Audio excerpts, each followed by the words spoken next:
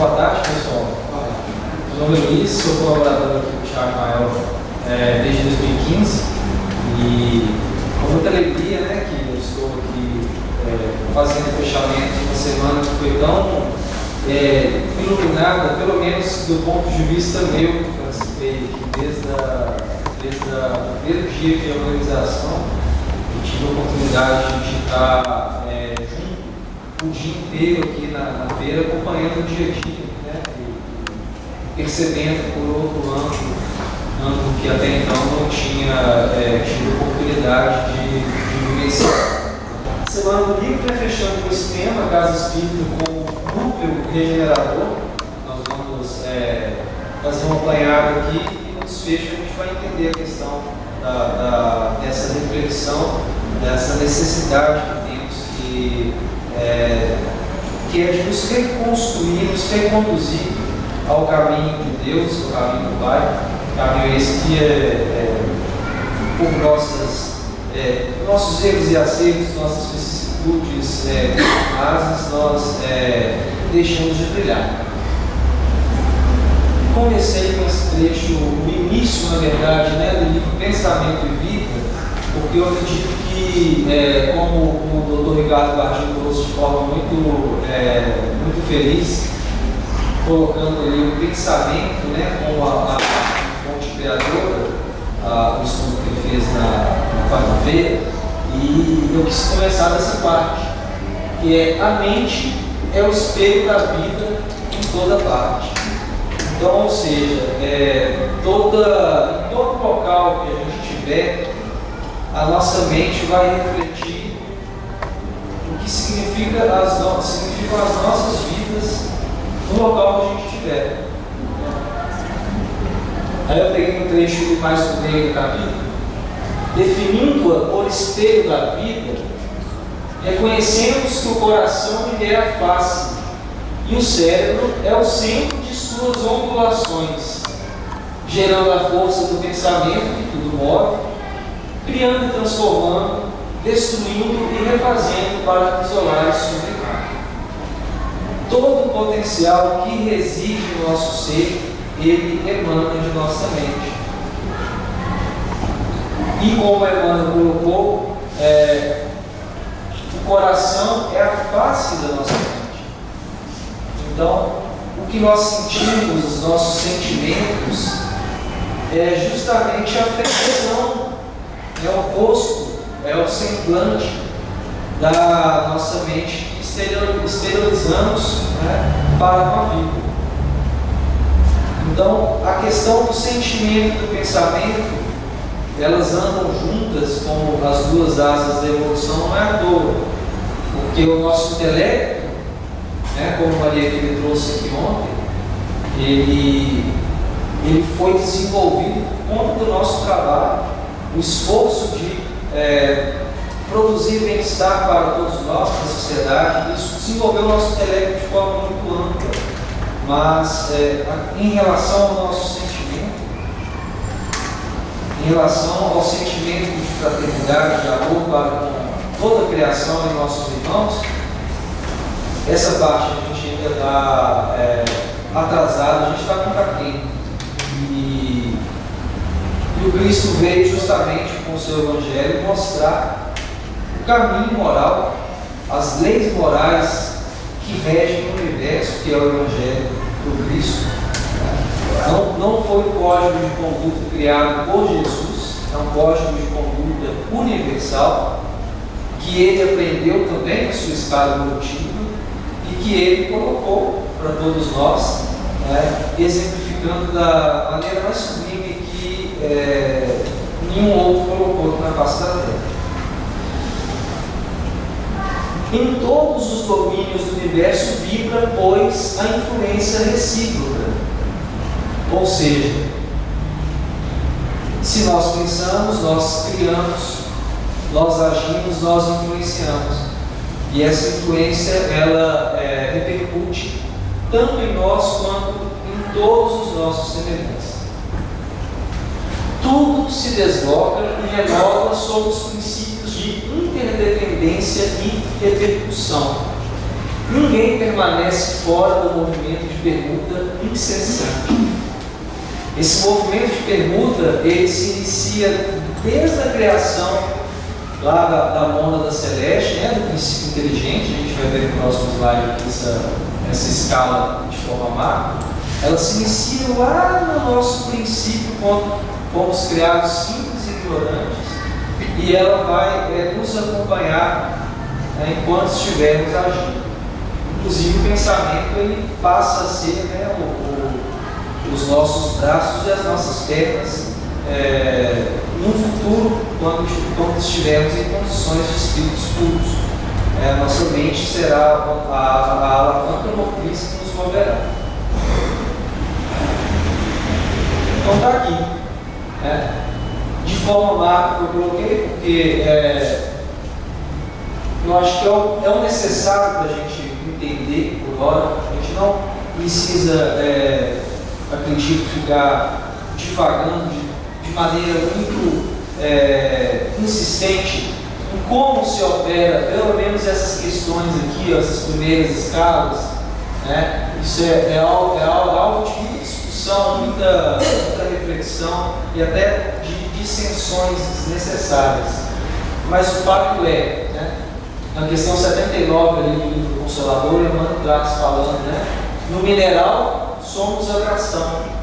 É quando o princípio inteligente que está iniciando o processo da sua escala evolutiva, ele começa a sentir a questão da atração, a lei da atração. Ela funciona no princípio inteligente nesse estágio, né? Ela funciona de forma muito ativa e por um tempo muito longo, tanto que nessa questão aqui, no trecho do Livro dos Espíritos, que trata dos três reinos e da pluralidade das existências, os Espíritos respondem, né? Kardec pergunta se esse estágio, né, do reino mineral até o reino final, ele é feito em apenas um planeta.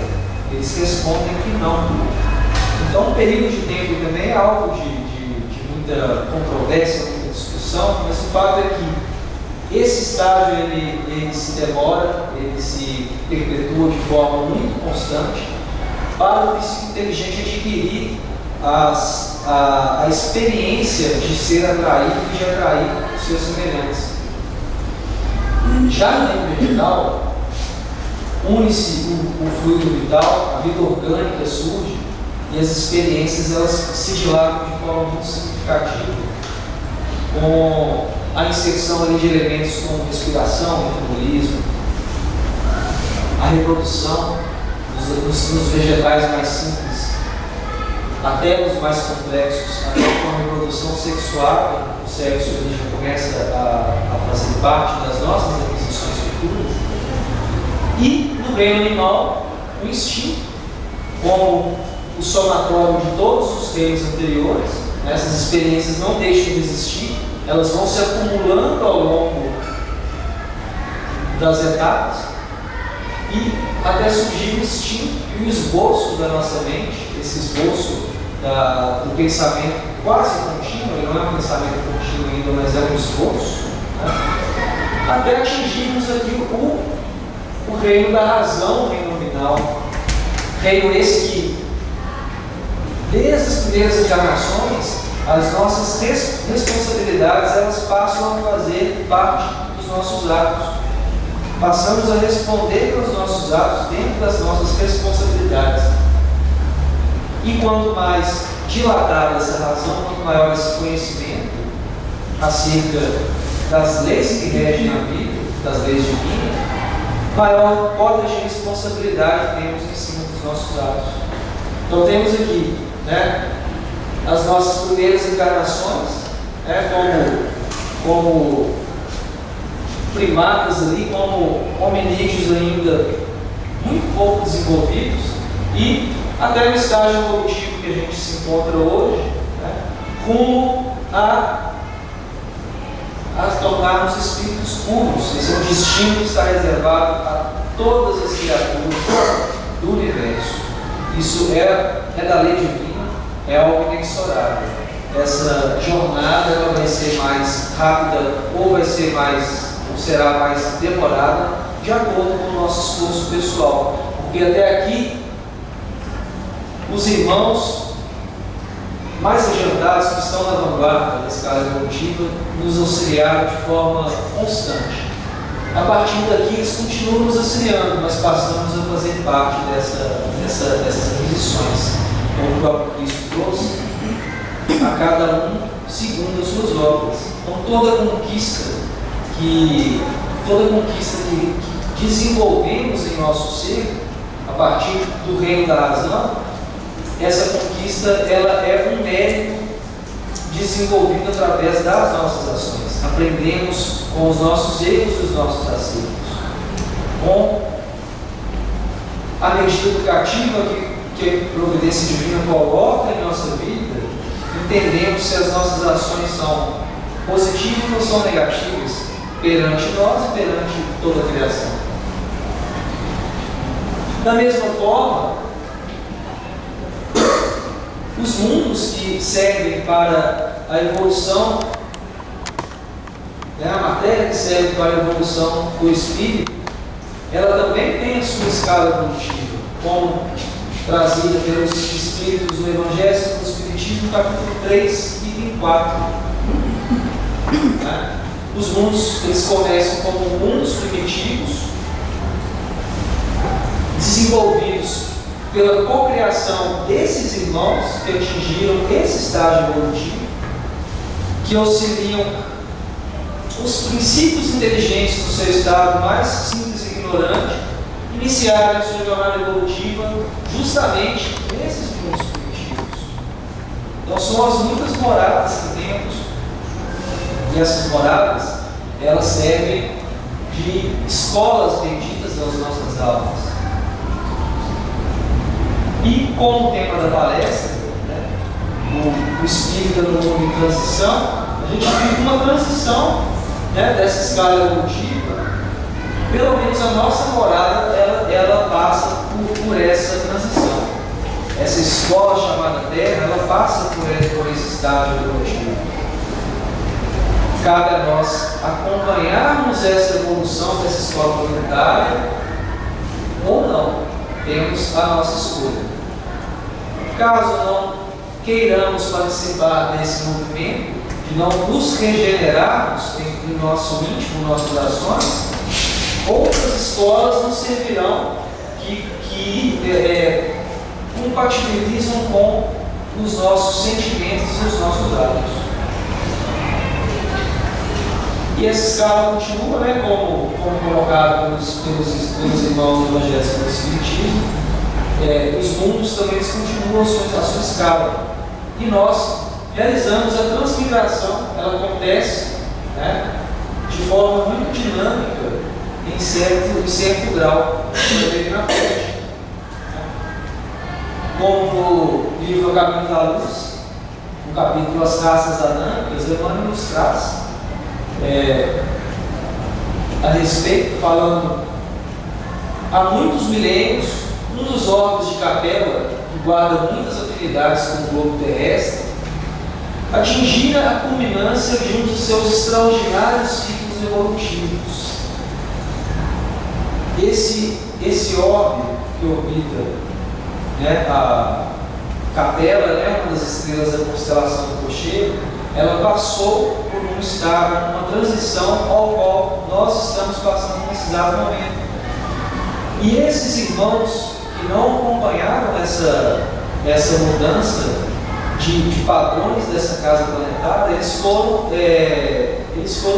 emigrados, eles vieram para a Terra e justamente formaram as raças, como a raça adâmica na colocação bíblica, a raça adâmica é simbolizada por Adão e Eva. Esses irmãos vieram tanto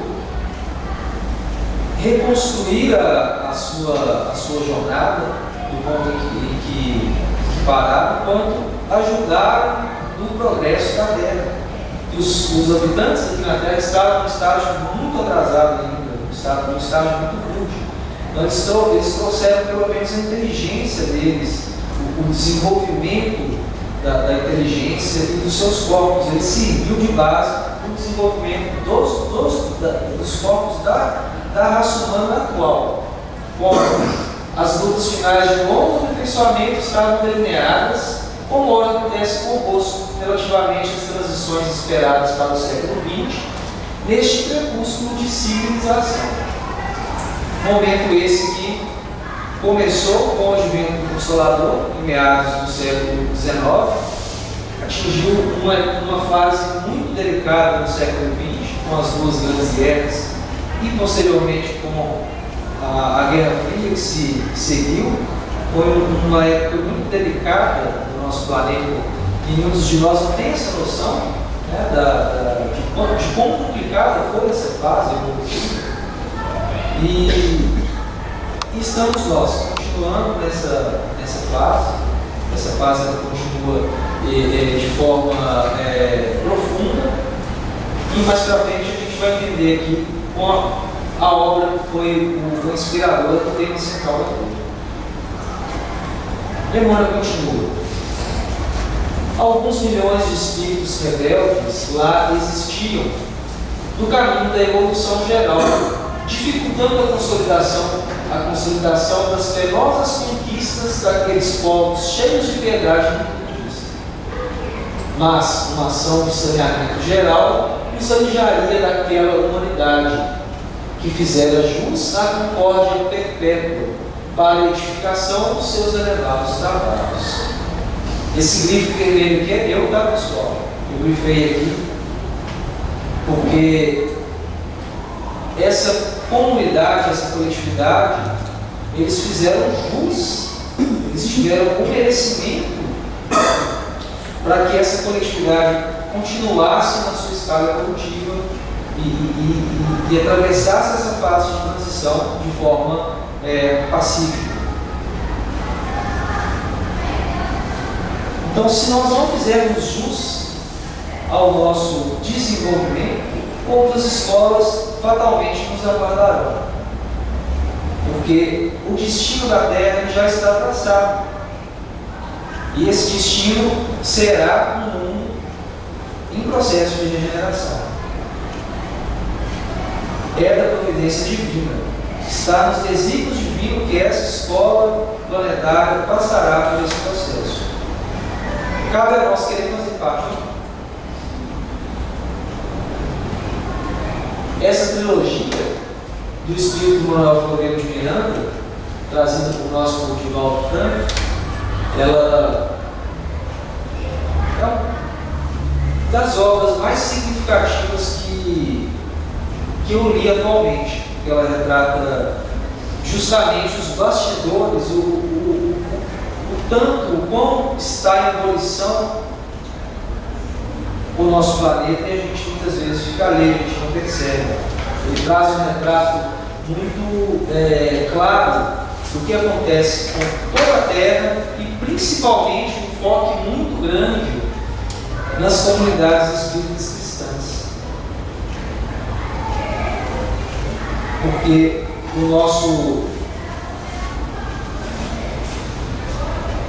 das propostas que o Consolador nos trouxe, que é trazer o cristianismo no seu movimento mais puro, ele encontra muita resistência dentro de nossos corações. Cabe a nós trabalharmos, né,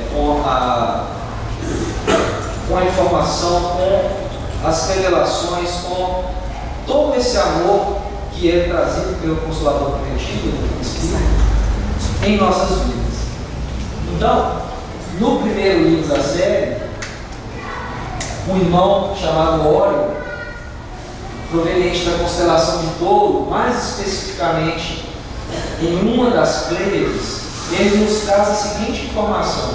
Ele foi na colônia Redenção, a colônia onde o Manuel Floriano de Miranda atualmente reside, onde ele labora, e essa colônia ela tem uma equivalência ali à colônia que a mãe do André Luiz situava na obra Nosso Lar. Vocês lembram na obra Nosso Lar? Que Para a mãe do André Luiz visitá-lo, foi necessário para ela ser feita digamos, materialização para ela poder ser vista pelo filho André Luiz. Ela passou por esse processo, porque a colônia que ela morava até então, ela residia, tinha uma frequência migratória mais elevada do que a colônia consular. Esse irmão passou por um processo também, nessa colônia, redenção, de condensação, para poder trazer essa mensagem aqui, que eu separei um trecho da mensagem que ele trouxe. Da mesma forma que, da nossa esfera, descerão ao planeta terrestre, como já vem sucedendo, milhões de espíritos enobrecidos para o enfrentamento inevitável entre o amor abnegado e a violência destrutiva, dando lugar a embates caracterizados pela misericórdia e pela compaixão. Outros missionários da educação e da solidariedade, que muitos se empenharam em promovê-las em existências pregressas, estarão também de retorno, contribuindo para a construção da nova mentalidade desde o berço, assim facilitando as operações que já estão ocorrendo e sucederão com maior celeridade. Essa mensagem trazida pelo irmão, de que milhões de habitantes dessa esfera que eles residem, nas Pleiades, estarão fazendo um processo de reencarnação em massa aqui na Terra, tanto quanto irmãos também, lumiares da civilização que trouxeram a luz para a civilização terrestre em outros tempos, estarão reencarnando também. Então, é uma questão muito significativa essa informação de que a misericórdia divina nunca abandona os seus filhos. Se a fase é difícil, se o momento é delicado para todos nós,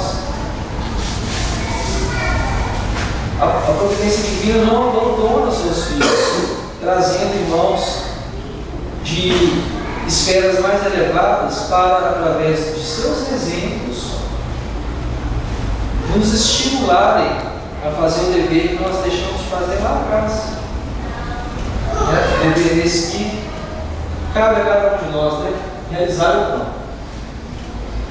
E ele continua: ninguém que se possa eximir desse dever que nos pertence a todos, individual ou coletivamente, porque esse dever ele é individual a cada um de nós, mas o trabalho nosso reflete no coletivo, isso é inerente, como nós vimos no início do pensamento. Porquanto o reino aos céus está dentro de nós, e é necessário ampliar-lhe as fronteiras para o exterior, dando lugar ao paraíso anelado, que, no entanto, jamais será dentro dos limites territoriais da organização física. Esse mundo, esse ambiente ao qual é trazido, ele está dentro de nós. Como Cristo trouxe o reino de Deus, ele veio implantar o reino de Deus no coração dos homens, nos nossos corações. Então o ambiente externo ele favorece, sim, mas não é o ambiente externo que vai nos modificar. Ele tem a sua influência, mas essa modificação é interna, esse dever ele é nosso. Quando temos a paz no nosso coração, independente do local que estivermos, essa paz ela estará conosco. E esse alerta que o irmão Diório traz, o irmão da Pleiade traz, o irmão Diório, e ele continua: de todas essas comunidades seguirão grupos espirituais preparados para a disseminação do programa, comunicando-se nas instituições espíritas sérias e convocando seus membros à divulgação das diretrizes para os novos cometimentos. Um dos pontos de apoio que esses irmãos fazem para essas reencarnações em massa acontecerem são as comunidades espíritas cristãs sérias. E tantas outras também que propagam. Não é só dentro da doutrina espírita que Deus traz a luz para os seus filhos.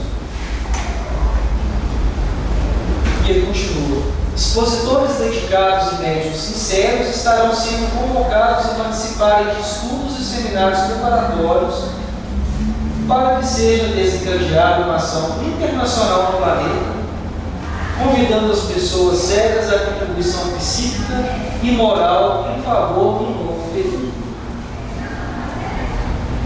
Ou seja, esse período é inevitável, vai acontecer. Irmãos de esferas mais elevadas virão contribuir com a humanidade terrestre. Não percebe que dessa vez é diferente? Né? Há milênios atrás vieram os irmãos degredados de capela contra a transição planetária que eles estavam passando. Dessa vez nós estamos passando por essa transição e estaremos recebendo irmãos de esferas mais elevadas, a fim de termos estímulo à prática do bem. Prática é essa que estímulo para a gente não falta. Né? Falta para nós realmente colocar em prática aquilo que aprendemos. Um pouquinho aqui do orador terrestre e um pouquinho da nossa vizinhança, para a gente entender que a afinidade realmente ela rege a lei do universo. Né? Isso aqui é o universo observável, tá, pessoal?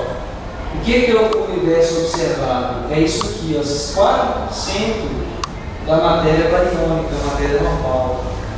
Isso aqui é uma fonte científica da Universidade Federal do Rio Grande do Sul. Isso é uma informação da ciência.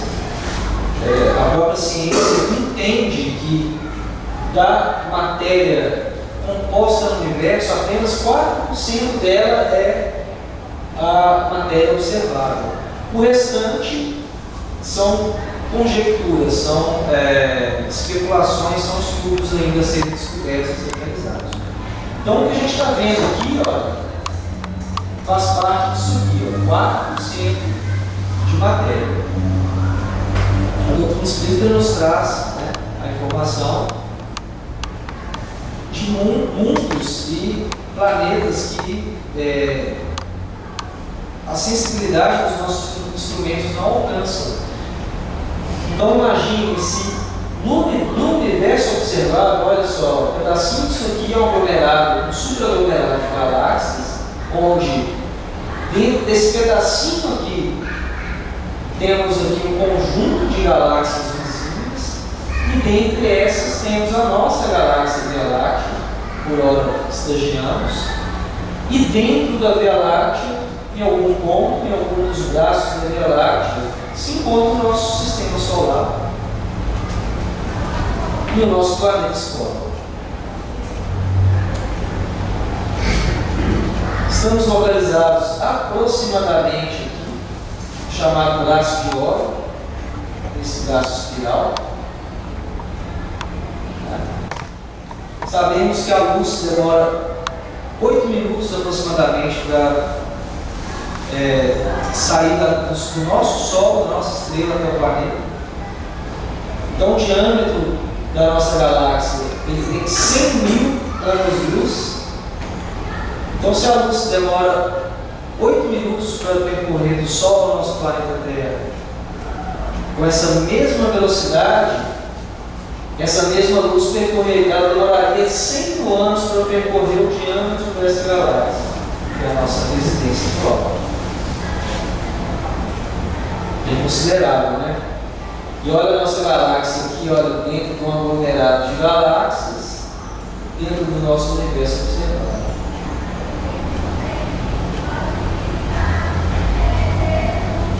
Dentro de um universo observável, 4%, porque a nossa ciência ainda muito estreita percebe. Mais perto da nossa vizinhança, eu trouxe aqui, olha, nos arredores aqui do sistema solar, né, temos a constelação do Cocheiro, onde os irmãos de Capela nos auxiliaram, e na constelação de Touro, onde em uma das Pleiades, o irmão Órion veio trazendo a notícia que esses irmãos irão nos auxiliar, né, nessa nossa escala, nessa nossa estágio evolutivo que encontramos. no cinturão de óleo. Para a gente ter uma ideia da morada que eles estão abdicando para mergulhar aqui no nosso planeta, né? Eles são provenientes dessa estrela aqui, Alcione. Alcione, em relação ao nosso Sol, a gente tem uma ideia da proporção ali Alcione é uma gigante azul, conforme esse exemplo. A gente tem uma ideia de quão belo deve ser essa esfera que esses irmãos projetam. E a nossa estrela, o nosso Sol, é dessa categoria aqui, uma amarela. Né? Há o nosso Sol aqui comparado com a capela A e a capela B. Os irmãos também que vieram degradados. É um sistema binário, onde a capela A e a capela B elas giram, né, uma com a outra, e isso deve promover um espetáculo sensacional, né, para aqueles habitantes. E, dando sequência aos livros, o livro Amanhecer de uma Nova Era, que é o segundo da série, eles continuam a missão muito ativa dentro das casas espíritas, dentro dos lares. Né? Dentro do livro tem informação até de irmãos visitando centros espíritas da nossa cidade, de Belo Horizonte, onde a encarnação, alguns irmãos e irmãos estarão encarnando aqui, né? Estarão nesse processo. E um grupo de irmãos muito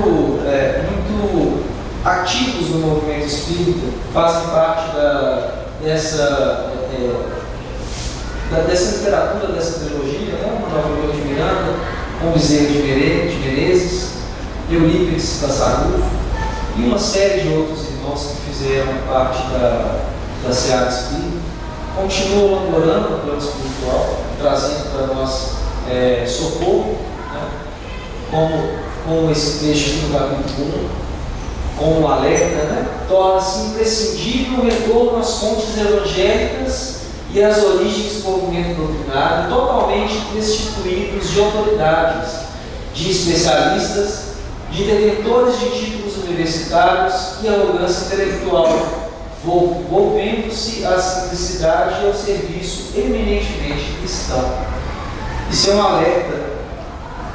Muitos pedidos de espíritas assustados, né, um pouco com a turbulência que várias casas passam. Os apelos foram tão veementes que o socorro espiritual veio. Eu lembro do segundo capítulo do livro Os Domínios da Mediunidade, onde o instrutor Alves, ao apresentar o psicoscópio, um aparelho que fazia medição tanto da matéria densa quanto da matéria espiritual dentro de uma reunião mediúnica, o companheiro de André Luiz Hilário fez uma pergunta para o Alves, perguntando se nessa assembleia de irmãos tivessem irmãos que não estivessem em acordo com a moral cristã dentro dessa comunidade, que o Alves responde: se esses irmãos não estiverem em acordo, e se essa casa espírita não estiver em acordo com o Evangelho de Jesus, espíritos nobres que a dirigem procurarão outro local para desenvolver suas atividades. Só que o alerta aqui nessa obra ele foi de uma forma tão veemente, tão enorme, que esse pedido chegou às esferas superiores e o socorro às casas espíritas começou a acontecer através desse grupo de irmãos. É uma literatura muito próxima até do André Luiz na forma em que é exposta, que é colocada. Grupos de tarefeiros promovendo socorro, né? Só que eles não estavam em estágio de aprendizagem, como o André Luiz nos coloca, ele traz nesse formato aprendizagem pessoal, trazendo essa aprendizagem para nós leitores, né? Essa trilogia ela tem um caráter diferente, ela tem um caráter de informação, principalmente para aqueles irmãos que lidam na seara espírita. Porque muitos de nós estamos desvirtuando da proposta original, que é a simplicidade, que é o atendimento aos irmãos necessitados, que é a cristianização dos nossos corações.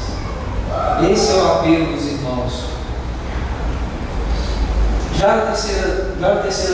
No terceiro livro da série, uma servidora cristã dos primeiros séculos, como ao longo da trilogia muitos trouxeram, muitos cristãos dos primórdios estão atuando para que o movimento cristão no planeta não se dissolva. Faz um apelo também, continua um apelo por um ataque dos irmãos que não querem que o progresso se instale na Terra, e eles têm um acesso muito grande em nós, justamente por conta da sintonia que nós temos com esses irmãos. Então ela faz o apelo: vem em nome do amor não amado, rogar-nos a ajuda para a comunidade cristã que, neste momento, experimenta severos testemunhos. Para Deus, amorosos benfeitores da humanidade, vestem-se de matéria a fim de nos socorrer e nos amar. Ela fala justamente daqueles irmãos que, ora, fizemos parte do nosso passado distante, seja no movimento de outras correntes religiosas, seja nesse próprio movimento. E esses irmãos prejudicados como no passado, vêm pedindo ajuda, pedindo socorro, né? como dizemos. E ela continua: entre esses, a comunidade franciscana, que revolucionou o fim do século XII e o começo do século XIII, está renascendo para repetir a incomparável tarefa de reconstruir a Igreja do Amor, conforme Jesus havia solicitado a São Francisco e São Damião. Então, os irmãos que fizeram parte da comunidade franciscana também estão programando para resgatar aquela tarefa que, por hora, estamos vacilando nela. Tudo bem que os nossos esforços são aqueles que, por hora, conseguimos. Mas será que é suficiente esse esforço? Será que dedicamos, dentro do nosso tempo, mais para as coisas espirituais ou as coisas materiais da vida? Qual sintonia que temos para as questões mais espirituais ou mais materiais da vida? E fica cada um de nós fazer essa reflexão, né? Porque hoje estamos aqui, certamente voltaremos para o plano espiritual, para o nosso plano de origem. Como a Maria me trouxe ontem, em sua palestra, qual bagagem que levamos para o plano espiritual? Se a gente luta para desenvolver o nosso bem-estar físico, as nossas posições sociais, as nossas questões de poder, muitas vezes, de influência, nos tempos atuais, né? Tem a fama também que entra. Essa bagagem a gente vai deixar para o lado de lá. Nós não sabemos quando partiremos. Pode ser hoje, pode ser amanhã, pode ser daqui a algumas décadas. Mas o fato é que estamos preparados para esse dia, né? Fica cada um de nós na reflexão. Tem a tarefa de preparar as mentes e os corações para o restabelecimento dos incomparáveis milagres do amor, conforme Jesus o fez. Depois virá Ele mesmo, o inesquecível cantor de Deus, para apacentar o rebanho e levá-lo a Jesus. Queremos fazer parte do que está programado para acontecer aqui na Terra? Percebe a responsabilidade que a gente tem? A responsabilidade no tocante ao que muito nos foi dado, em termos de informação, porque muito nos será cobrado. Antes do nosso último plano encarnatório, o que combinamos de fazer dentro da seara espírita?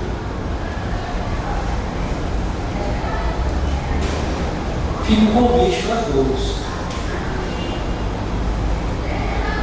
Trago aqui agora, no capítulo 29 do Livro dos Médiuns, né, como na própria trilogia também, eles batem muito na questão do estudo das obras básicas.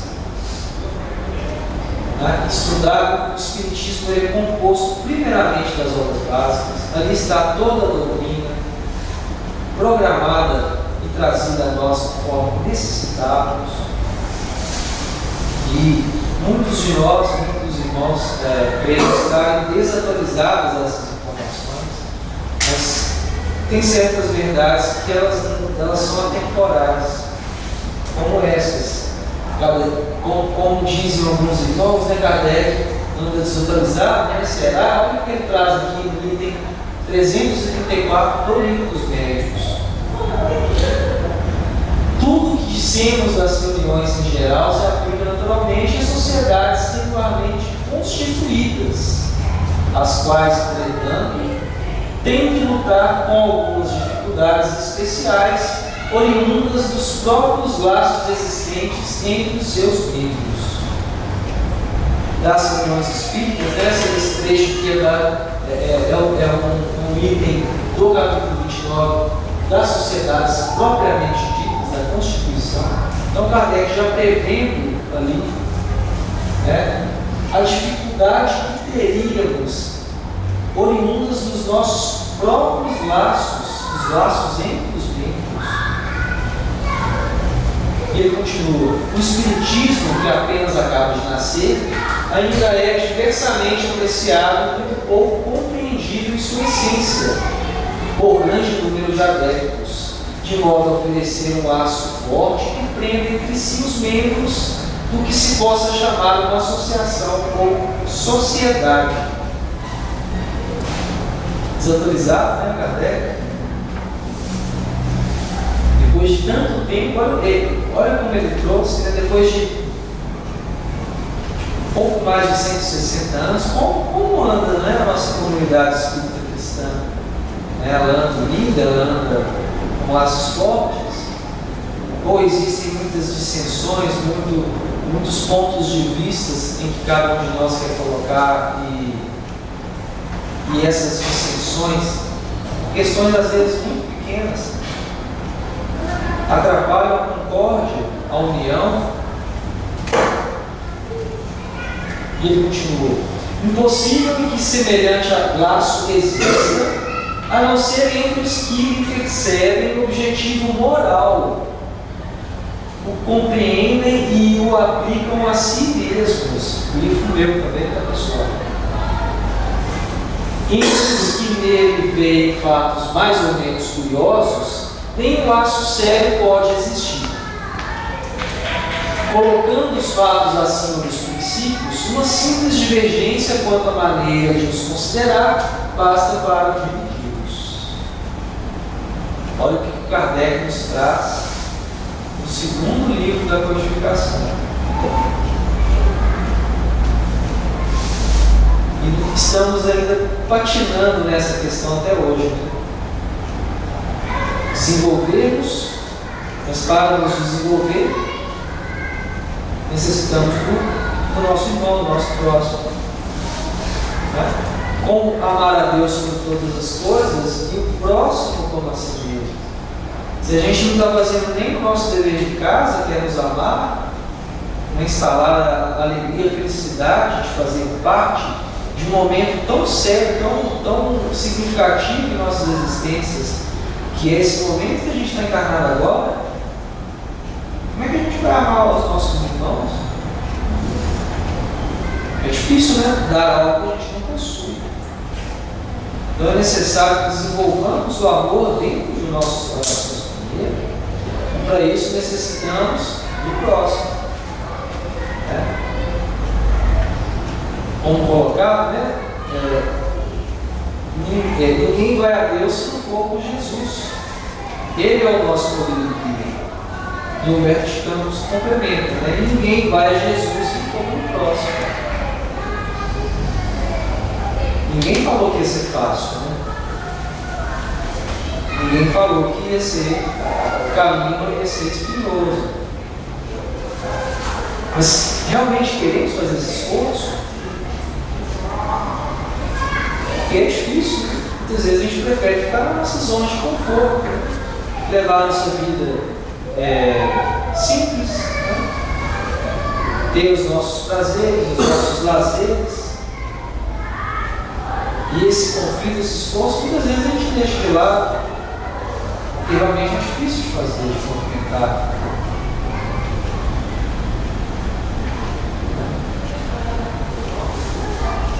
E a casa espírita como núcleo gerador. Tudo que a gente conversou chegando num ponto. Não tem como promovermos o espiritismo se não houvermos o núcleo da casa espírita.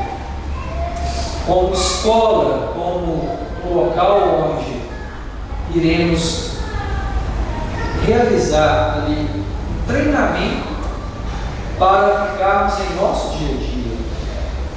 Né? Isso que eu tirei da orientação ao Centro Espírita da FEB, da Federação Espírita Brasileira de 2006. Né? Ela traz dessa forma: os centros espíritas são núcleos de estudo, fraternidade, oração e de trabalho, praticados dentro dos princípios espíritas. São escolas de formação espiritual e moral, que trabalham à luz da doutrina espírita. São postos de atendimento fraternal para todos os que buscam com o propósito de obter orientação, esclarecimento, ajuda ou consolação. Então, só aqui a gente viu que o núcleo espírita ele é uma escola das nossas almas, né? Uma casa de oração, um núcleo de trabalho. Não existe aquisição sem esforço, sem trabalho. Um trabalho como força transformadora de você, né? Como a Maria que pessoal. E inúmeros irmãos buscam o consolo dentro das casas espíritas. Essa semana eu tive uma oportunidade assim, que foi fantástica. Eu não teria tido se eu não tivesse a disponibilidade que atualmente eu tenho de ficar aqui desde a primeira hora, do início até o fechamento, por esses vários dias. O telefone e a campainha tocam a todo momento. A todo momento vem irmãos em busca de consolo e de ajuda. Porque não acha mais dentro do materialismo, dentro dos lazeres do mundo, dentro da vida como ela está. Porque se todos estão tendo a oportunidade de ter ainda uma última encarnação na Terra, aqueles irmãos lá no passado, das tribos bárbaras, que certamente muitos de nós fizemos parte, estão tendo a oportunidade de reencarnar nesse período de transição. Por isso essa atmosfera tão pesada que a gente está sentindo. A questão do suicídio que foi trazida, estamos no Setembro Amarelo, a questão da depressão como a doença do século. E essa atmosfera psíquica pesada, ela não é à toa. Ela é proveniente justamente de nossas mentes. E se não sintonizarmos com as questões mais elevadas da vida, entraremos em sintonia com aquilo que vibra em nosso coração. Porque se não somos assim hoje, muito provavelmente já fomos dessa forma no passado. E essa mudança, ela não acontece de uma hora para outra. A gente sabe que na própria natureza a evolução não dá saltos, conosco não é diferente. mais sobre os centros espíritas. Oficinas de trabalho que proporcionam aos seus frequentadores oportunidades de exercitar o próprio aprimoramento íntimo pela prática do Evangelho e suas atividades. E na maioria das vezes a gente está mais preocupado com o aprimoramento íntimo dos nossos irmãos, esquecendo do nosso próprio. São casas onde as crianças, os jovens, os adultos e os idosos têm a oportunidade de conviver, estudar e trabalhar, unindo a família sob a orientação do Espiritismo. Então a gente percebe que muitas atividades das casas espíritas são atividades que vemos na própria terapia espírita. Passe como terapia, a conversa fraterna, o atendimento, o consolo, a questão da evangelização. Então, isso já é uma instalação das esferas espirituais com núcleos já na própria crosta terrestre. Só na região metropolitana, cadastrados pela AME, são um pouco mais de 200 casas espíritas.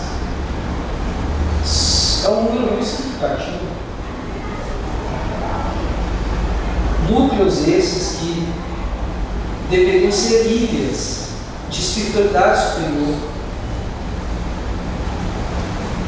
locais onde teríamos a oportunidade de vivenciar, pelo menos de forma parecida, como é a vida nos planos espirituais do nosso próprio planeta.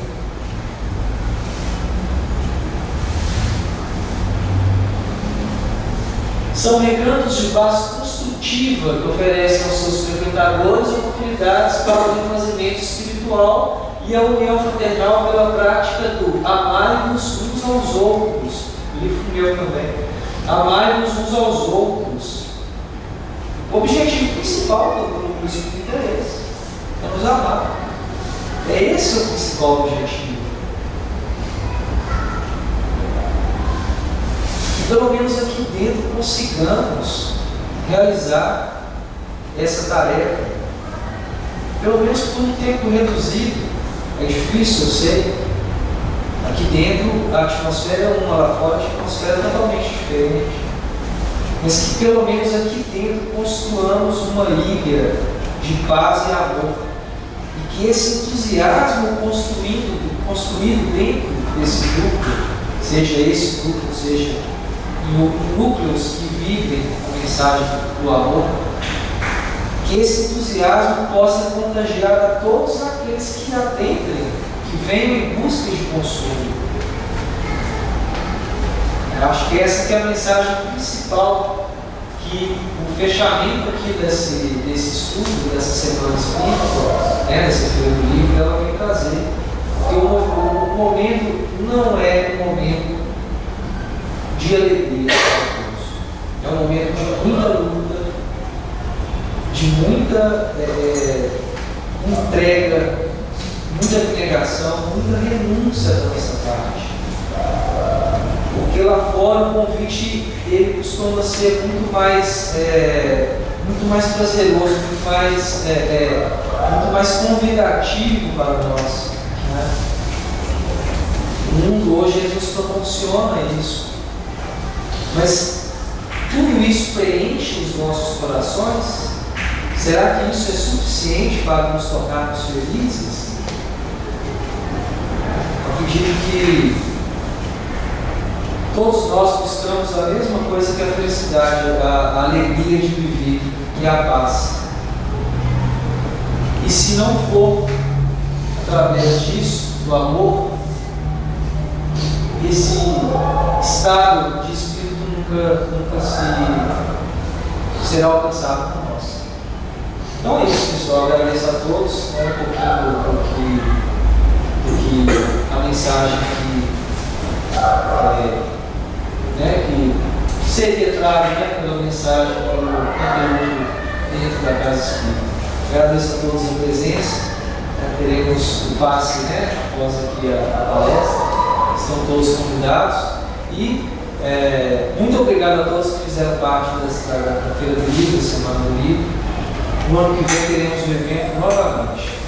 Muito obrigado a todos.